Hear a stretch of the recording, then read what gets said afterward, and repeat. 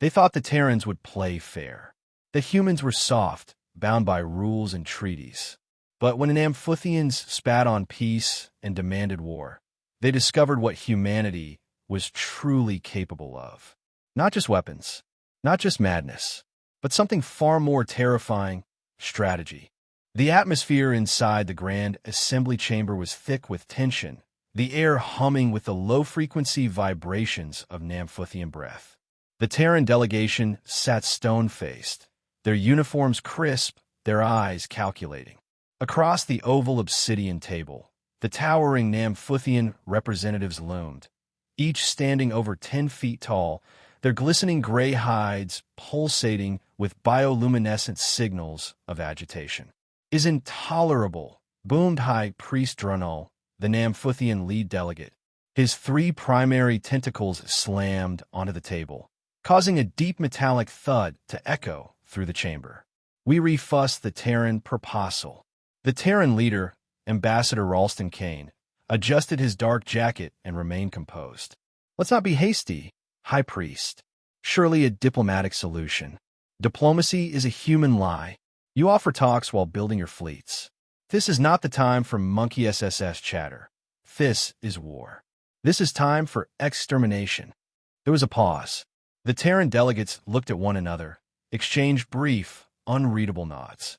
Kane stood slowly, brushing off his sleeve with deliberate calm.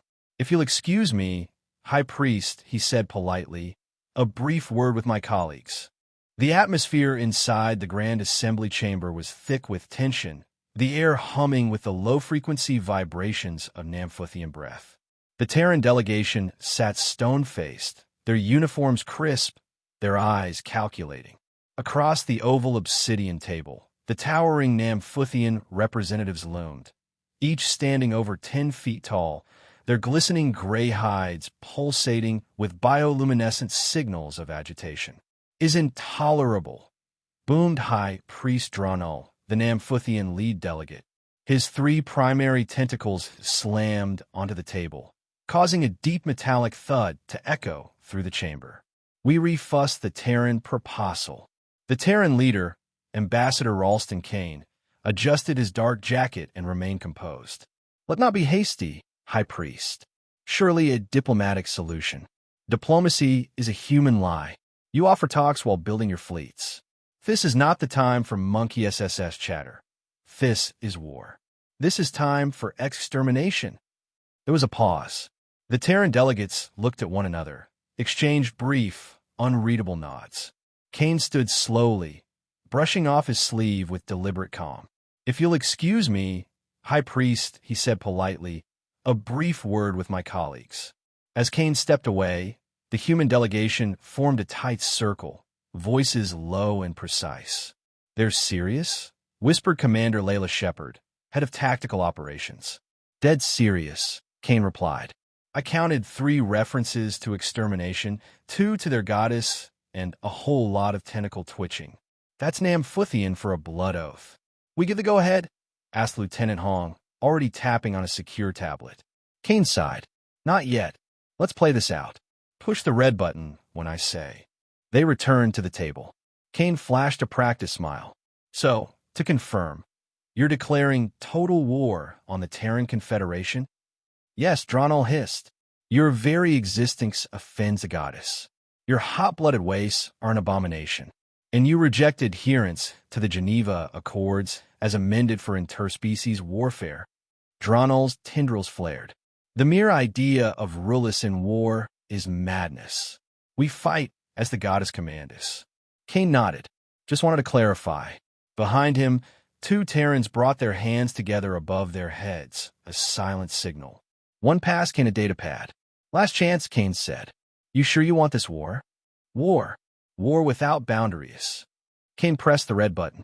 A low chime sounded from Kane's datapad. He grinned. "Excellent. I tell you, our scientists have been begging for this opportunity. They're still finalizing the rollout plan, but as of now," he paused dramatically, "in approximately 5 Terran minutes, we'll begin deploying a 3-pronged attack. 1/3 of your colonized worlds will receive tailored pathogens, biological agents engineered to exploit non-Terran DNA. The second third will experience a chemical cocktail we've been saving for a special occasion. The final third, well, that's for field testing some other xenocidal innovations we've developed. Shock rippled across the Namphuthian delegation. Their eyes widened, tentacles curling involuntarily. In 7 nanocyclists. Impossible. You cannot deploy war in so short a time. Kane shrugged. Instant interstellar communication. Side effect of a failed experiment to link stellar cores for a regional nova bomb array. Funny story that. Nova bombs? You are insane. Absolutely. Kane said, his smile widening. You should see what we've got in R&D. The Namphuthians were paralyzed. Their species prided itself on power, divine destiny, and centuries of absolute military dominance in the outer spiral arms. Yet here they sat, overwhelmed not by firepower, but by the calculated madness of humanity. Your weapons violate the code of all sassacred war. Dronol bellowed. Yeah, Kane replied. You mentioned the goddess. Still not impressed. Dronol turned to his aides. They huddled together, frantic pulses of color running across their bodies in panicked communication. 2 younger Namphiths began to twitch uncontrollably. Another vomited a foul-smelling fluid from its secondary mouth. You have 3 minutes left, Kane said, tapping his wrist calmly. We will never bow to fear. Dronol spat, but his voice cracked. There must be relais, reassurance says. There aren't, Kane said. You declared a no-rules war. That's the game now. The Namphuthian leader slumped, a long sigh whistling through his spiracles. We will surrender. Unconditionally, the silence stretched before Dronol answered. Unreservedly, but with hope. Kane didn't even flinch. He simply slid the datapad forward. Signature here, here, and here. Oh, and your subordinates too. One by one, the Namphuthians signed, their tentacles dragging as they left the chamber. The door sealed behind them with a hydraulic hiss. A beat passed. Then Kane turned to the rest of his team. High five, gentlemen. They bought it. Shepard laughed. Nova bombs and superpathogens? That's some sci-fi bullshit even I wouldn't buy. Why are Xenos always so gullible? Hong mused. It's like they can't grasp that our madness is methodical. Kane tucked the datapad into his coat. They assumed we'd break every law. So they believed everything else we said. That's the human advantage. We weaponize perception. Outside the grand assembly chamber, the galaxy kept turning. The Terrans returned to their ships, calm and collected, while the Namphuthian armadas stood down, paralyzed by a war that never happened. Back on Earth, the Boffins were still tinkering. The Nova Bomb project had been shelved decades ago. The interstellar communication upgrades were barely out of testing. The pathogens? Mostly bluff, based on theoretical models. But it didn't matter.